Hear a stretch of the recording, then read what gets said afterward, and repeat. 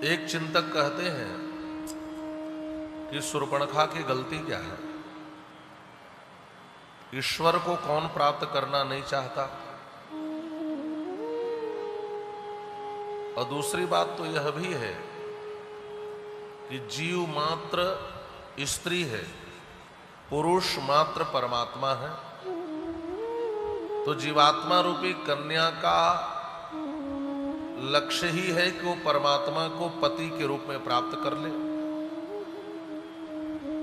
तो यदि इस आध्यात्मिक दृष्टिकोण से विचार किया जाए तो शूर्पणखा ने गलत क्या किया। शूर्पणखा जीवात्मा है, श्री राम परमात्मा है, और हर जीवात्मा रूपी कन्या का धर्म है कि वह परमात्मा को पति के रूप में वर्ण करे।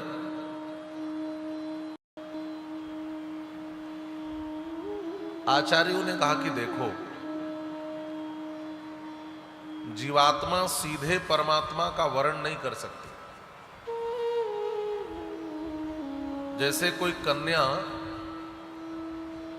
किसी पुरुष का वर्ण तो करती है, लेकिन उस कन्या और वर के मध्य में पिता होता है जो कन्यादान करता है। वैसे ही जीवात्मा रूपी कन्या को परमात्मा रूपी पति को प्राप्त करने के लिए बीच में एक महात्मा रूपी पिता का होना आवश्यक है। जीवात्मा और परमात्मा के मध्य में एक महात्मा हो तो एक कन्या ईश्वर को प्राप्त कर ले। तो राम जी का तात्पर्य यह है कि यदि तुम सच में मुझे प्राप्त करना चाहती हो तो सामने आचार्य बैठे हैं। लक्ष्मण भैया कौन है? जीवाचार्य हैं। और बिना आचार्य के शरणागति नहीं होती। उनके पास जाओ, वह तुम्हारी शरणागति करा दे तो मैं स्वीकार कर लूंगा। इसलिए राम जी ने लखन भैया की ओर भेजा। लखन भैया ने कहा, देखो शरणागति करोगी तो तुम्हें दासी बनना पड़ेगा।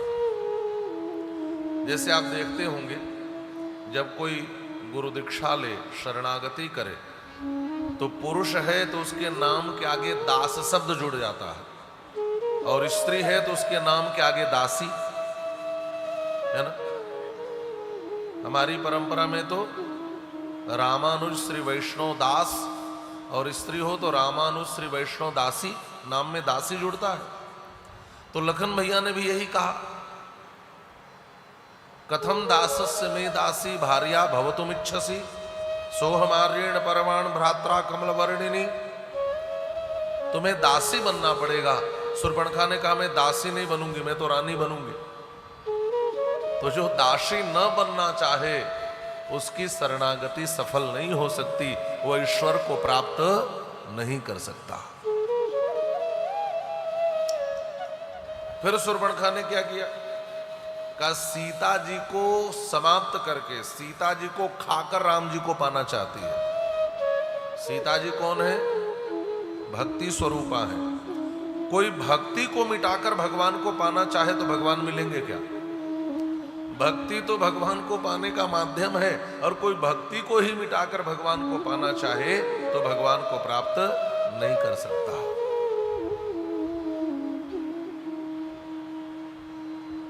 खरदूषण त्रिशिरा का वध हुआ। 14,000 सुशिक्षित सैनिकों को राम जी ने मार डाला। देवताओं ने पुष्प वृष्टि की। अच्छा, एक चीज और आप पाएंगे, ये देवता भगवान की किसी लड़ाई में सहायता करने नहीं आते। अच्छा, आपको पता है भगवान क्यों अवतार लिए हैं? अवतार तो देवताओं के लिए भी लिए हैं। यही देवता भगवान के आगे रोने गए थे, रावण से बचाओ। और आप पाएंगे कि ये जो रामायण का जनस्थान का युद्ध है ना, इस युद्ध में राम जी अकेले हैं, और खरदूषण रावण से थोड़े भी कम बलवान नहीं है। रावण जितने ही ये भी बलवान है, बल में रावण की समानता रखते हैं। और इस बात को स्वयं रावण स्वीकार करते हुए कहता है, खरदूषण मोहिसम बलवंता, इन्हीं को मारे बिनु भगवंता। खरदूषण मेरे समान बलवान थे, बिना भगवान के इनको कोई मार नहीं सकता।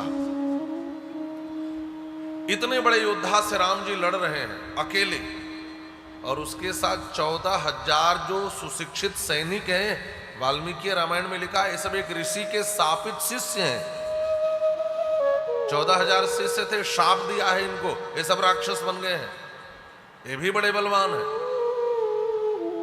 इतनी बड़ी लड़ाई राम जी अकेले लड़ रहे, लेकिन ये देवता सहायता करने नहीं आते।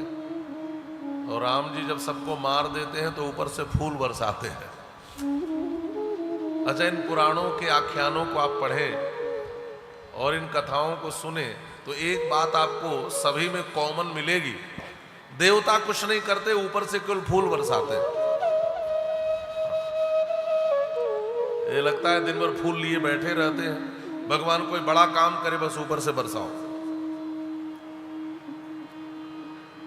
समाज में भी ऐसे लोग होते हैं। मैं कहता हूं ये देवता किस्म के लोग हैं।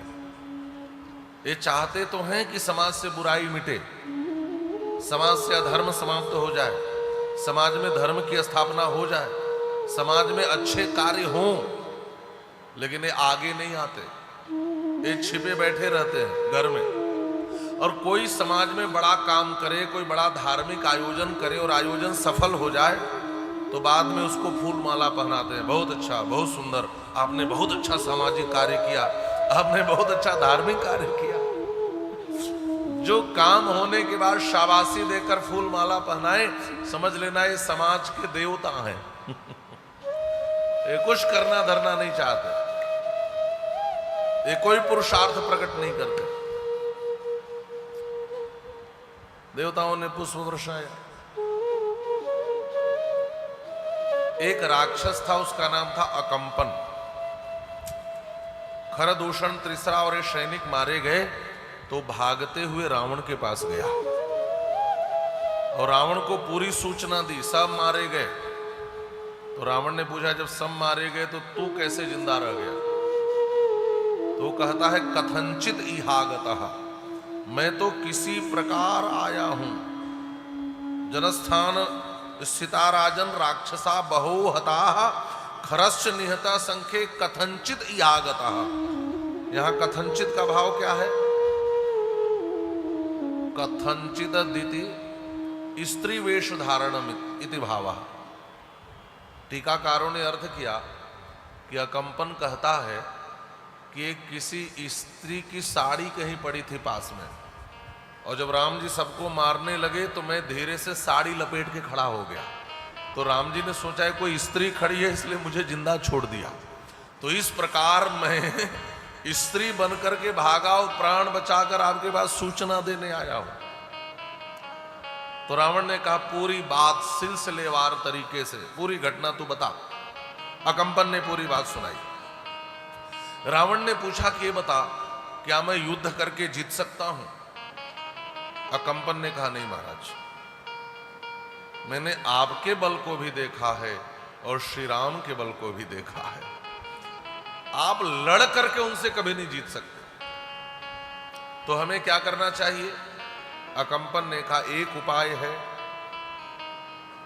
तस्यापहर भार्याम त्वं तं प्रमथ्य महाबने सीतया रहितो रामो न चैव हि भविष्यति।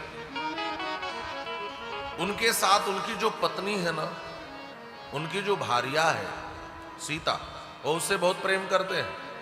और तुम यदि सीता का हरण कर लो तो सीता के वियोग में राम की मौत हो जाएगी। और उनका छोटा भाई उनसे बहुत प्रेम करता है, वो अपने बड़े भाई को मरा देखेगा तो रो करके उसकी भी मौत हो जाएगी। तो एक उपाय है, जीत नहीं सकते पत्नी का अपहरण कर लो। रावण ने कहा ठीक है। और रावण वहां से आया जनस्थान में और मारीच के पास गया। मारीच से कहा सुनो, तस्मै कुरु साचिव्यम तस्य भार्यापहारण। साचिव्य माने मेरी सहायता करो श्री राम की पत्नी का अपहरण करने में। मारीच ने रावण को समझाया, महाराज सुखपूर्वक अपने बेटे नाती पत्नियों के साथ लंका में रह रहे हो तो वहीं रहो। तुम्हें पता है श्री राम कौन है?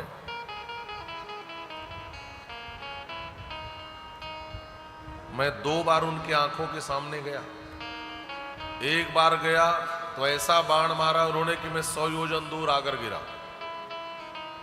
और दूसरी बार हम 3 राक्षस मृग बन करके उनको मारने गए थे इसी जनस्थान में। उन्होंने एक बाण चलाया, वो 2 बाण बन गया, और 2 तो मर गए, लेकिन किसी प्रकार मेरा प्राण दूसरी बार भी बच गया।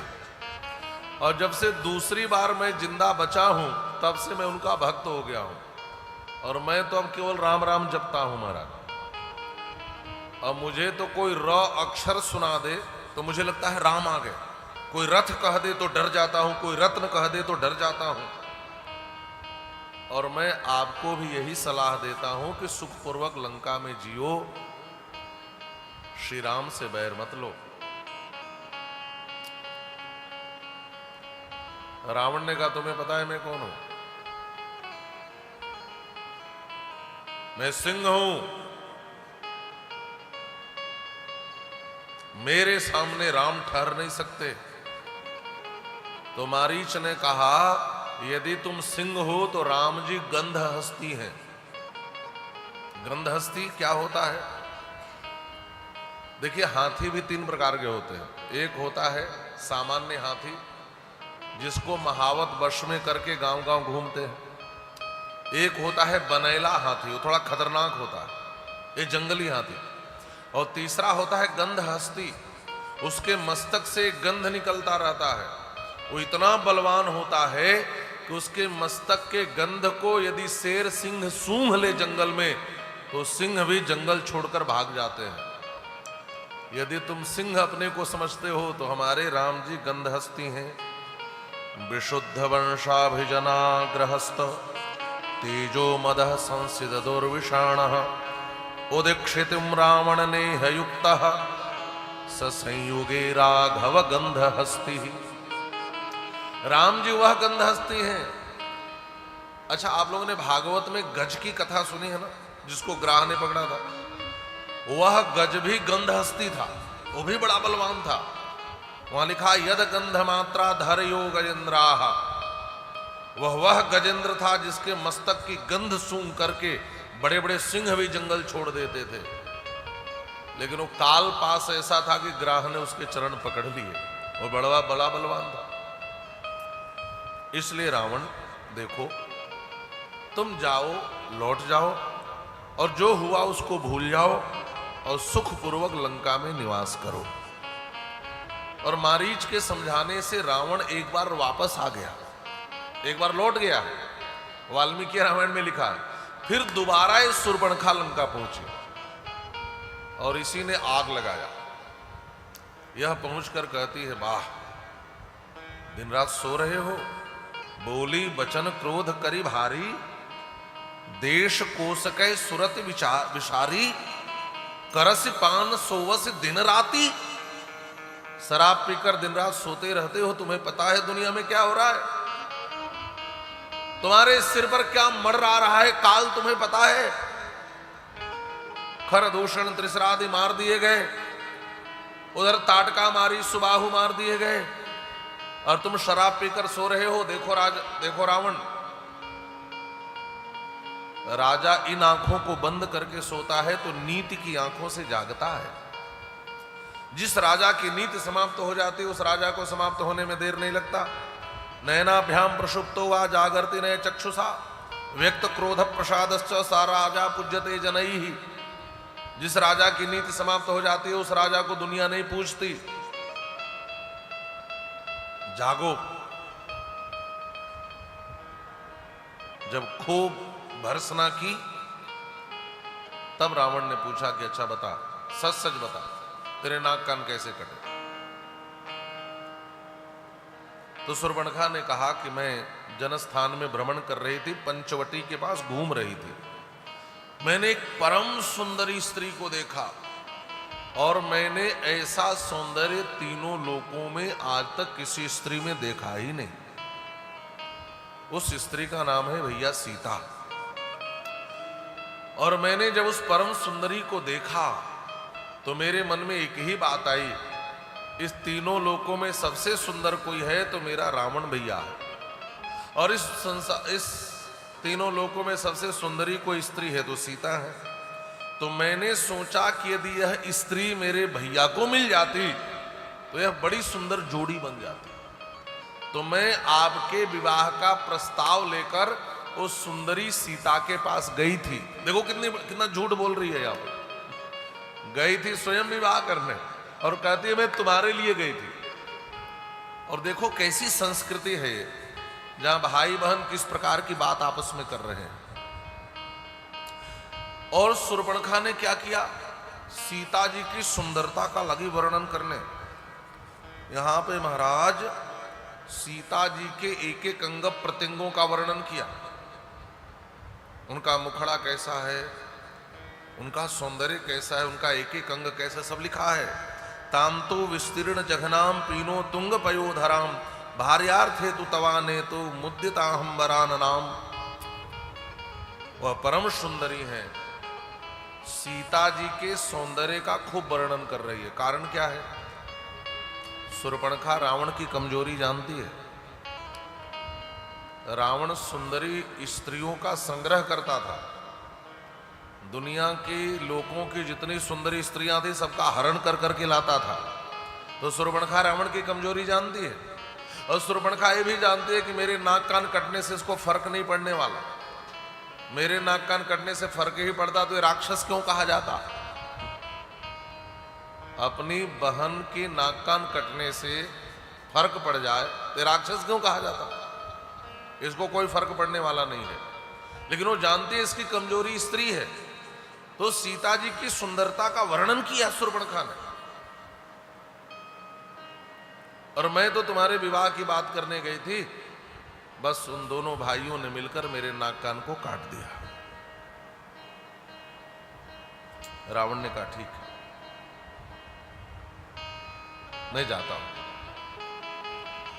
शूर्पणखा के समझाने पर रावण दोबारा आया। मारीच से कहा आपको सहायता करनी पड़ेगी। मारीच ने कहा देखो महाराज, संसार में बहुत से ऐसे लोग हैं जो मीठी मीठी बातें करके आपकी प्रशंसा करके आपकी चापलूसी करके आपको खुश करेंगे। समाज में ऐसे अधिकतर लोग मिलेंगे जो आपको खुश करने के लिए आपको झूठी राय देंगे, आपकी झूठ मूठ की प्रशंसा करेंगे। सुलभाः पुरुषाः राजन सततम प्रियवादिनः लेकिन अप्रियस्य च पथ्यस्य वक्ता श्रोता च दुर्लभः। इस संसार में आपके हित की बात करने वाले लोग कम मिलेंगे। सुनने में बात कड़वी भले लगे, लेकिन सच यही है। ऐसे वक्ता भी दुर्लभ हैं, ऐसे श्रोता भी दुर्लभ हैं। यदि कड़ी और सच्ची बात कही जाए तो ना कोई कहने को तैयार है आज, ना कोई सुनने को तैयार है। लोग तो बस मीठी मीठी बातें सुनना चाहते हैं जिसमें उनकी प्रशंसा छिपी हुई हो। तो मारीच ने कहा कि प्रशंसा करके आपको महान बताने वाले दुनिया में सब मिलेंगे, लेकिन महाराज मेरी बात कड़वी भले लग रही हो लेकिन आपके लिए हितकारी है। राम से बैर मत लो, सब समाप्त हो जाएगा रावण। रावण ने कहा मैं समझ गया, डरपोक हो गए हो तुम, कायर हो गए हो तुम। ओ मारीच मेरा कहां गया जो मेरे कहने पर अपने विविध माया के साथ किसी को भी नष्ट कर देता था। आज जिस मारीच को मैं देख रहा हूं कायर हो चुका है। वो मरने से डरने लगा। लेकिन सुनो, तुम्हें मरना पड़ेगा। जाओगे तो सोच रहोगे कि मैं राम के बाण से मारा जाऊंगा, तो मरना दोनों स्थिति में है। जाओगे तो राम के बाण से मरोगे और नहीं जाओगे तो मेरे कृपाण से मरोगे। चुन लो किससे मरना। अच्छा, तलवार और कृपाण में अंतर है, पता है आपको? तलवार में एक और धार होती है और कृपाण में दोनों ओर धार होती है। इसका नाम ही है कृपाण, जिसके में कोई कृपा न हो, जो दोनों तरफ से काटे, उसको कृपाण कहते हैं। रावण ने कृपाण निकाला। जाओगे तो श्री राम के बाण से मरोगे और नहीं जाओगे तो मेरे कृपाण से मरोगे। मारीच ने विचार किया, रामादपि मर्तव्ये मर्तव्ये रावणादपि उभयोरपि मर्तव्ये वरम रामान्न रावणात्। जब राम जी के हाथों भी मरना है और इसके हाथों भी मरना है तो मैं इस दुष्ट के हाथों क्यों मरूं? मैं तो भगवान के हाथों मरूंगा तो मेरी सदगति हो जाएगी।